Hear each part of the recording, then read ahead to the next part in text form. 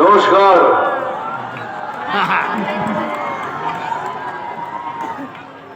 এখানে অনেক প্রবলেম আছে, অনেক চেঁচামেচি যদি একটু কম করেন তাহলে আমি কিছু কথা বলতে পারবো, নইলে বলতে পারবো।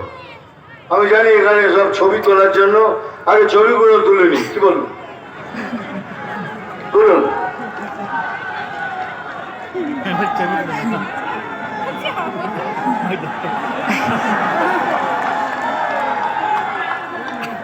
এবার আপনারা তুলুন।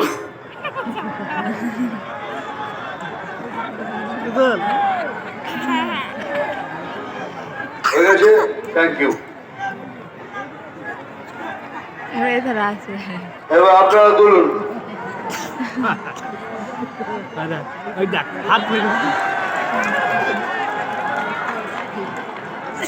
হয়েছে, এবার আপনারা তুলুন। হয়ে গেছে।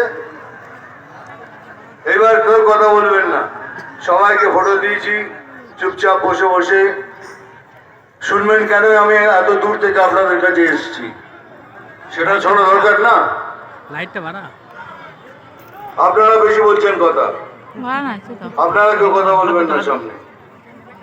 বৌদি, আপনাদের রিকোয়েস্ট করছি কিছু বলবেন না, আমি অনেক দূর থেকে আসছি আপনাদের সাথে কিছু কথা বলার জন্য।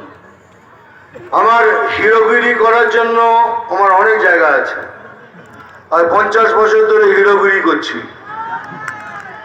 তো এখানে এসে তো হিরো হতে আসেনি, এখানে এসছি আমার ভাতারের ভাই বোন বন্ধুদের সাথে দেখা করতে, আপনাদের সাথে কথা বলতে, আপনাদের কিছু বোঝাতে। আর সেটা কি বলবো আমি? এই ধরুন, এই কিছুদিন আগে আইপ্যাক অফিসে রেড হয়েছে, ইডির রেড করেছে।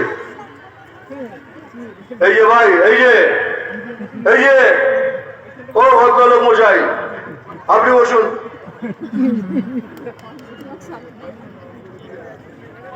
ইডি রেড করেছে। ইডি মানে বিজেপি নয়, সিবিআই মানে বিজেপি নয়, এটা একটা অন্য সংস্থা। কিন্তু তবু এই প্রশাসন এটা আমাদের ঘাড়ে চাপিয়ে দিয়েছে, যেটা সব বিজেপি করছে। ধরে নিলাম বিজেপি করছে, তাহলে ইডি কার বাড়িতে রেড করে, সিবিআই কার বাড়িতে রেড করে? যারা চুরি চামারি করে তাদের বাড়িতেই রেড করে। আপনার বাড়িতে রেড করেছে? আপনার এখানে কারোর বাড়িতে রেড করেনি তো? তাহলে বেছে বেছে তাদের বাড়িতে রেড করেছে যারা কিছু না কিছু পাপ করেছে অথবা দুর্নীতি করেছে। এখন হচ্ছে রেড তো করলো হঠাৎ আমাদের রাজ্যের সব থেকে বড় যিনি, উনি অফিসে ঢুকে গেলেন, ঢুকে গিয়ে ল্যাপটপ, কম্পিউটার, ফাইল যা ছিল সবকিছু হাতে ভাজলে নিয়ে চলে এলেন। আমার প্রশ্নটা হলো, আপনি কেন নিয়ে গেলেন? আপনার কিসের ভয়? এগুলো